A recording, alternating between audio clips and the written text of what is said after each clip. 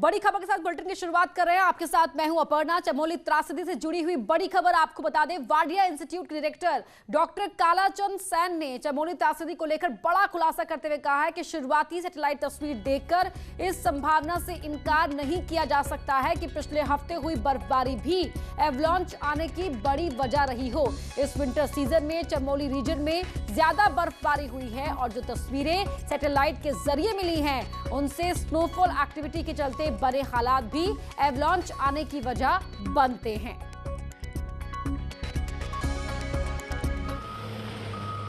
लेकिन इस विंटर में काफ़ी स्नोफॉल हुआ है उस रीजन में। अगर बहुत ज़्यादा स्नो एक काटा हो गया होगा उस स्लोप रीजन में, हो सकता है ग्रेविटेशनल अट्रैक्शन में वो नीचे गिर गया, जिसको उसके साथ जो जब नीचे गिरने लगा तब और भी बड़ा बड़ा बोल्डर होगा, डेब्री होगा, वो भी नीचे आने लगा होगा। तो इस तरह से जो एक एक्सप्लेनेशन हो सकता है इस रीजन के लिए। एंड प्रोबेबली वही अभी हम लोगों को सैटेलाइट डेटा भी जो हम लोग दिखे हैं उससे हम लोगों को यही लग रहा है जो आइदर स्नोफॉल और जो आपकी रॉकफॉल वो एवलांच हुआ है, तो एवलांच के वजह से ये आपदा होने का कारण हो सकता है।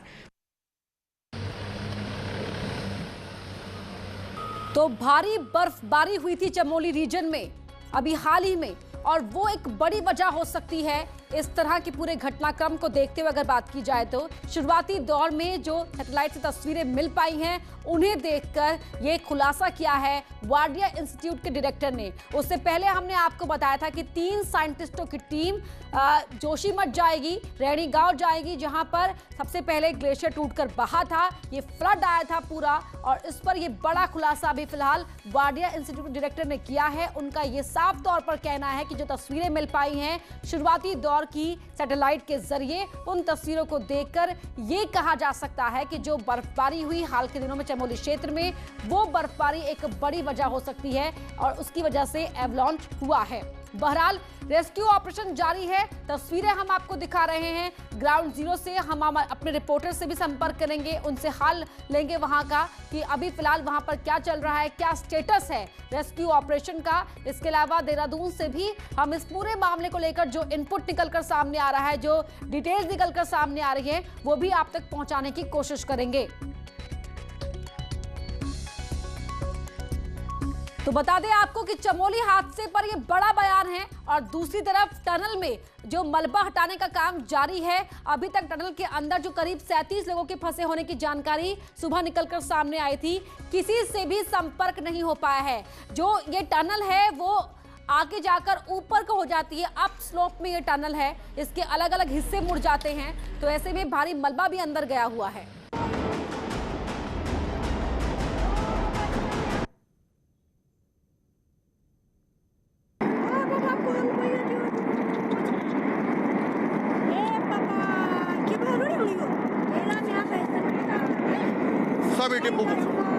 मोबाइल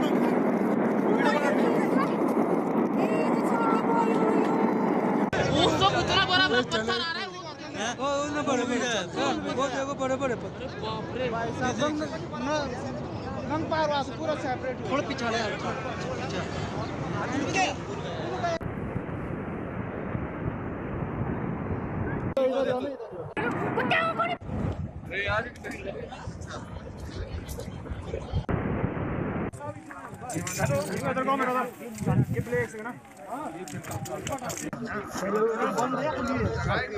टनल क्या है, बंद है।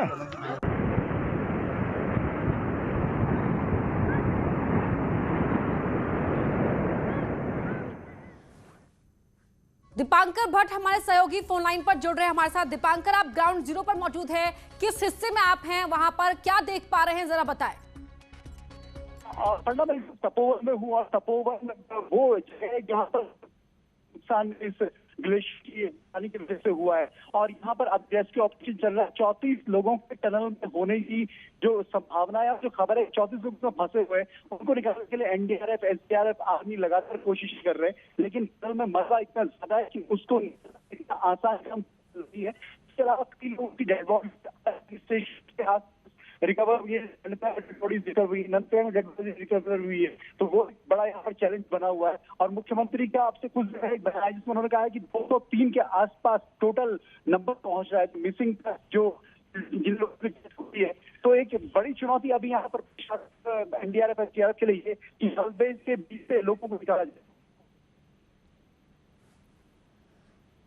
तो हम लगातार जानने की कोशिश कर रहे हैं अपने सहयोगियों से कि वहां पर फिलहाल क्या चल रहा है। मलबा इतना ज्यादा है, जैसे दीपांकर भट्ट बता रहे थे, वो ग्राउंड जीरो पर सुबह से ही है, वहां का हाल बता रहे हैं। अभी अंदर किसी से संपर्क नहीं हो पाया। करीब 37 लोगों के अंदर फंसे होने की बात कही जा रही थी। सेना, आईटीबीपी, एनडीआरएफ, एसडीआरएफ सब वहां पर फिलहाल लगे हुए हैं।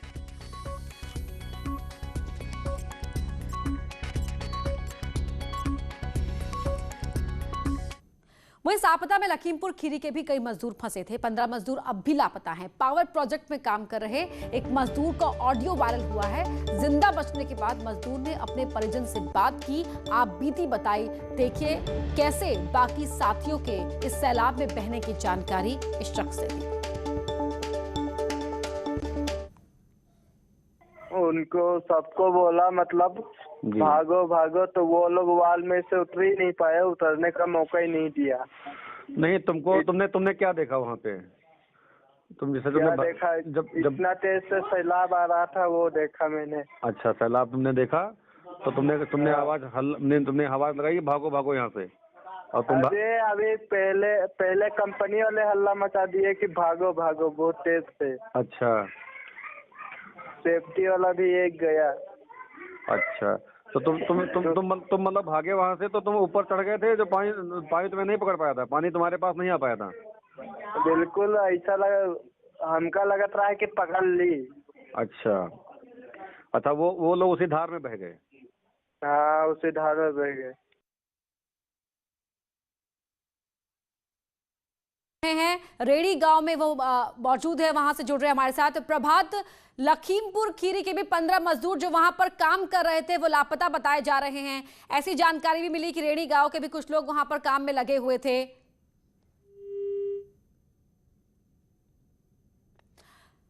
तो 15 मजदूर लखीमपुर खीरी के लापता बताए जा रहे हैं। साथ ही मजदूर नहीं अपने घर में जानकारी दी परिवार वालों को कि यहां पर सैलाब आ गया है, मैं बच गया हूं। दीपांकर मैं सहयोगी जुड़े। दीपांकर, कितने लोग वहां पर लापता अभी और हैं, क्या स्टेटस है? और साथ ही यूपी के लखीमपुर खीरी के 15 लोग भी लापता वहां बताए जा रहे हैं।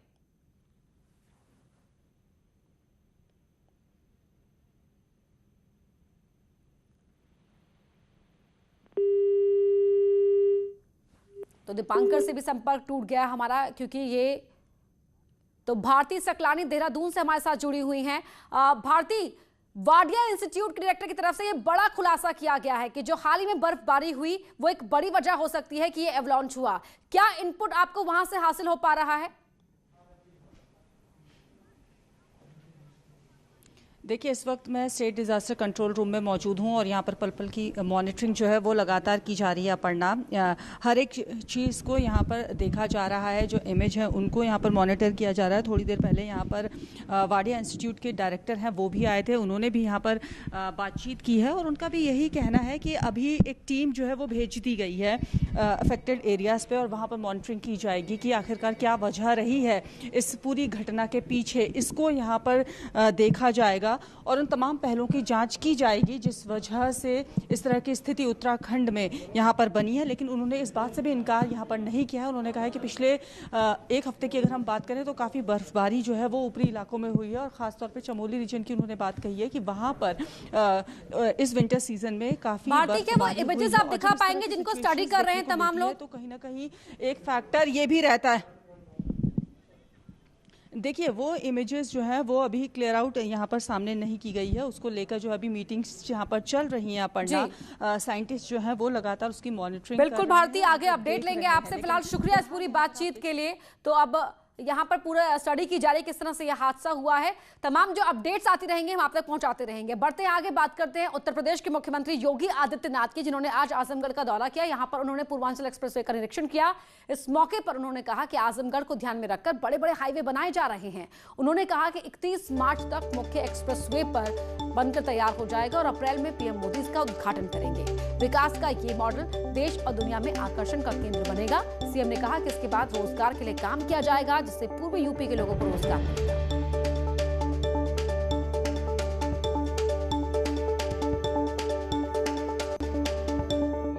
एक्सप्रेसवे ये पूर्वी उत्तर प्रदेश के विकास की संभावनाओं की एक आशा की किरण है। आज से 2.5 वर्ष पहले प्रधानमंत्री मोदी जी ने इसी आजमगढ़ में इस एक्सप्रेसवे का शिलान्यास किया था। अनुमान करिए कि पिछले 2-2.5 वर्ष के दौरान पूरी तस्वीर आपको बदलती हुई दिखाई दे रही होगी। ये आपके विकास की जो अपेक्षाएं थी, उन अपेक्षाओं पर पंख लगा करके विकास के साथ आप सबको जोड़ने का एक प्रयास है प्रदेश सरकार के द्वारा। और इस दिशा से आज मैं स्वयं भी इस एक्सप्रेसवे के निरीक्षण के कार्यक्रम के साथ गाजीपुर से ही चला हूं। गाजीपुर, मऊ, आजमगढ़ होते हुए फिर हम लोग आगे बढ़ रहे हैं। हम सबको इस बारे में ध्यान रखना होगा कि विकास ही वास्तव में हम सबके जीवन में परिवर्तन लाएगी। और आजमगढ़ यार रुक एक छोटे से ब्रेक के लिए।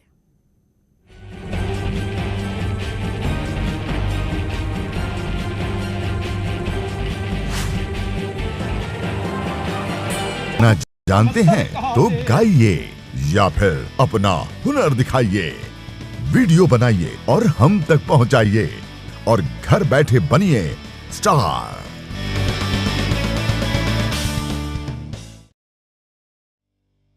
न्यूज 18 इंडिया आपका पसंदीदा नेशनल न्यूज चैनल उपलब्ध है टाटा स्काई के चैनल नंबर 519 और एयरटेल के चैनल नंबर 318 पर। कोरोना की हर खबर देखते रहिए न्यूज 18 इंडिया पर।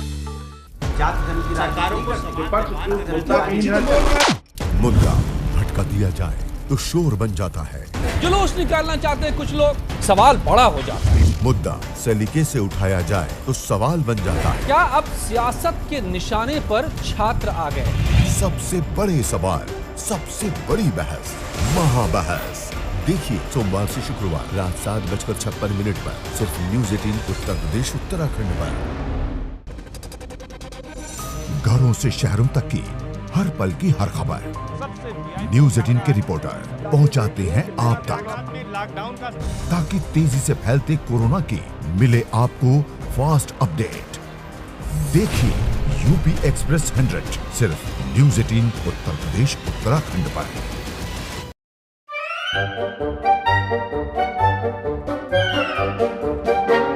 अखबार हुआ ठप, आउटडोर हुआ बेकार, टीवी ही दे रहा है विज्ञापन को तेज रफ्तार।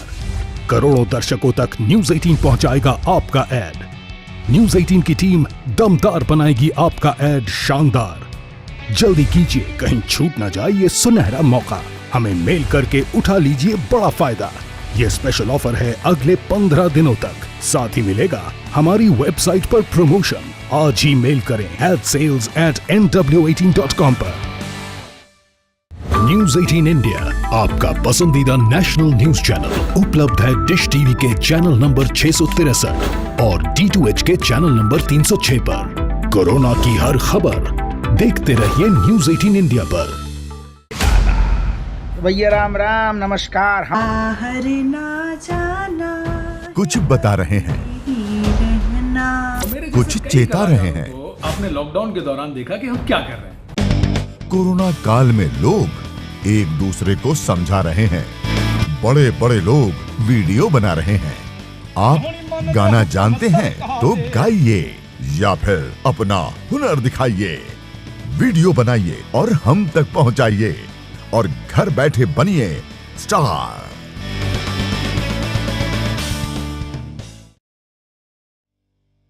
न्यूज 18 इंडिया आपका पसंदीदा नेशनल न्यूज चैनल उपलब्ध है टाटा स्काई के चैनल नंबर। इस न्यूज हेडलाइंस के प्रायोजक पेट सफा आयुर्वेदिक चूर्ण। पेट सफा हर रोग दफा।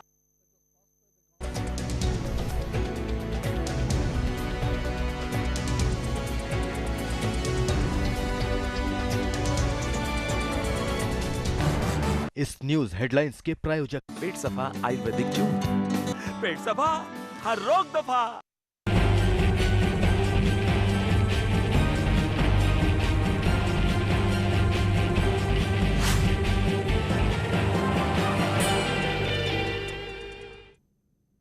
राष्ट्रपति के अभिभाषण पर चर्चा का जवाब देते हुए प्रधानमंत्री मोदी ने विस्तार से किसानों के मुद्दे पर चर्चा की।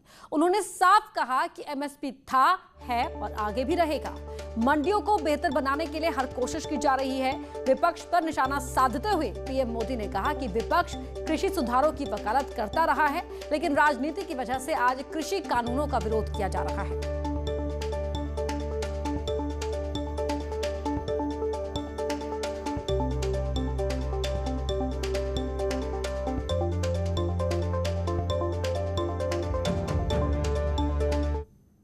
जिनके पास 1 हेक्टेयर से भी कम जमीन होती है, 1971 में वे 51% थे, आज 68% हो चुके हैं। यानी देश में ऐसे किसानों की संख्या बढ़ रही है जिनके पास बहुत थोड़ी सी जमीन है।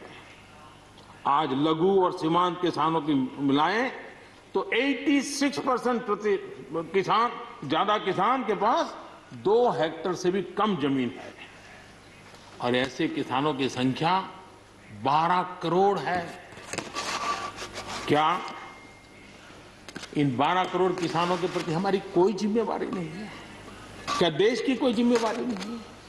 क्या हमने कभी हमारी योजनाओं के केंद्र में इन 12 करोड़ किसानों को रखना पड़ेगा कि नहीं रखना पड़ेगा? ये सवाल का जवाब चौधरी चरण सिंह जी हमारे लिए छोड़ करके गए हैं। हमें जवाब को ढूंढना होगा। हम लोग कुछ शब्दों से बड़े परिचित हैं,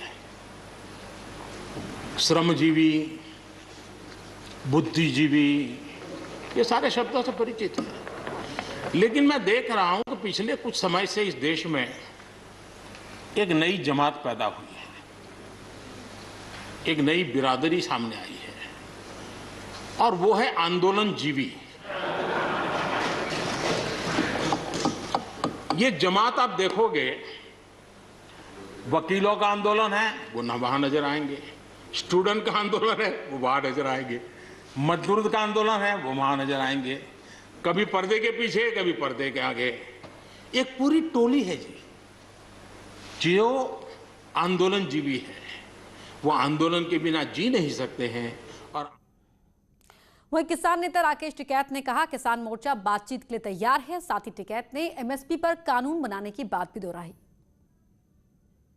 हमने काम नहीं करा, बात कर लो। प्रधानमंत्री ने सर बोला कि एमएसपी था, एमएसपी है, एमएसपी रहेगा, इसको आप कैसे देखते हैं? अरे वे उड़ जा रहे, हमने कहा कि एमएसपी खत्म हो रहा। हमने ये कहा कि एमएसपी पे कानून बने। एमएसपी पे कानून बन जाएगा तो देश के किसानों को फायदा होगा। अब एमएसपी पे कानून नहीं है तो व्यापारी आधे में लूटता है उसको। राज्यसभा में पीएम मोदी के संबोधन पर यूपी के मंत्री मोहसिन रजा ने कहा कि पीएम मोदी ने विपक्ष को आईना दिखा दिया है।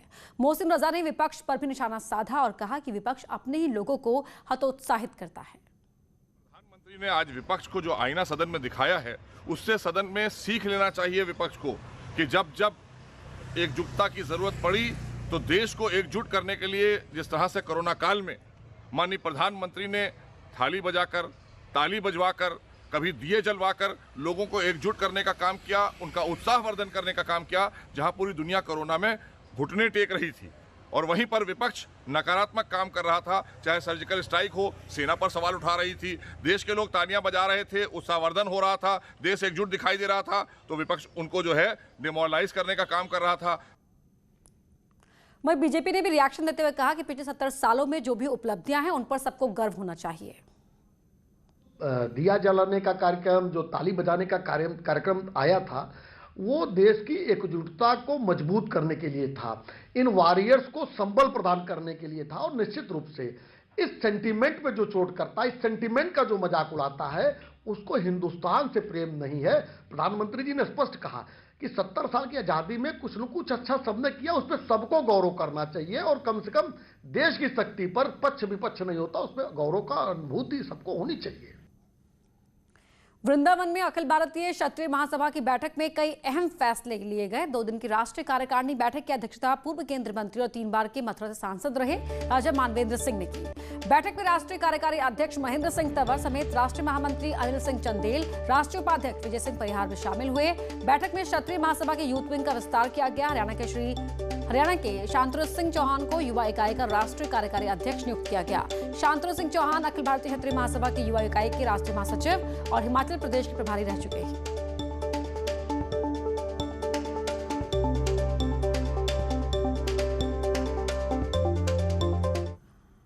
वहीं एयरपोर्ट के पास बनेगा एटीएस मुख्यालय। जेवर एयरपोर्ट के पास बनेगा एटीएस का हेडक्वार्टर। अधिकारियों के आवास भी होंगे। यूपी एटीएस के जवानों को दी जाएगी ट्रेनिंग। यमुना प्राधिकरण ने 3 एकड़ जमीन दी। यमुना प्राधिकरण ने निःशुल्क ये जमीन दी है, जो 3 एकड़ जमीन है, जहां पर एटीएस का हेडक्वार्टर बनेगा। यहां पर अधिकारियों को आवास भी दिए जाएंगे और एटीएस के जवानों को ट्रेनिंग भी दी जाएगी।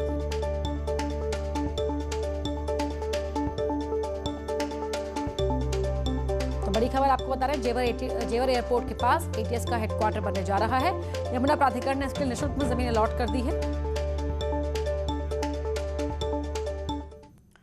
वहीं लखनऊ से बड़ी खबर आपको बता रहे हैं, जहां गैस कटर से एटीएम काटा गया है। गैस कटर से एटीएम काटने के अलावा सीसीटीवी से भी छेड़खानी की गई है। बदमाश ने एटीएम काटकर रकम निकाली है।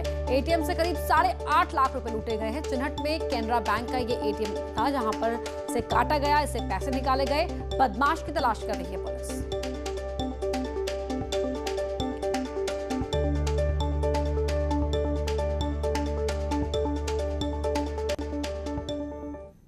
यहाँ रुक रहे छोटे से ब्रेक के लिए, खबरें जारी हैं।